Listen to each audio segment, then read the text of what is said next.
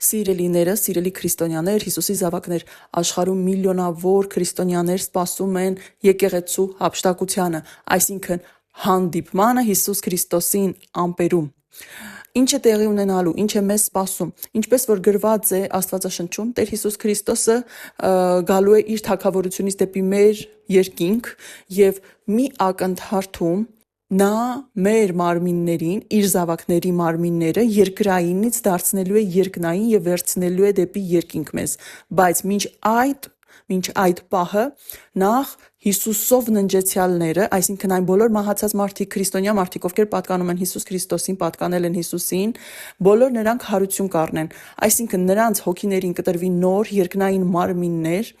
եւ ապա մեզ, որ ողջ կլինենք այդ պահին եւ մենք բոլորով կհանդիպենք երկնքում ամպերի մեջ, կհանդիպենք մեր Տեր Հիսուս Քրիստոսին, կհանդիպենք, կդիմավորենք մեր Տիրոջը եւ մեր Տերը, մեր Հիսուս Քրիստոսը մեզ կտանի իր երկնային արքայություն, այնտեղ լինելու է խնջույք, այնտեղ լինելու է երկնային հարսանիքը։ Երբ վերջանա վիշտը, մեծ վիշտը, դրա ավարտին արդեն Տեր Հիսուս Քրիստոսը իր սրբերի, իր հրեշտակների բանակի հետ, իր երկնային զորքի հետ արդեն կվերադառնա երկիր, նա կիջնի ամպերից, նրա գալը կտեսնի ողջ աշխարհը, բոլոր ողջ մնացած մարդիկ, բոլոր ազգերից, ովքեր կենդանի կլինեն այդ ժամանակ, որովհետև մեծ վշտի միջից քչերն են կենդանի դուրս գալու, այսպես ասեմ։ Եվ Տեր Հիսուս Քրիստոսի գալը կտեսնի ողջ աշխարհը, աշխարհի 4 կողմերից բոլորը կտեսնեն Հիսուս Քրիստոսին իր փառքով գալիս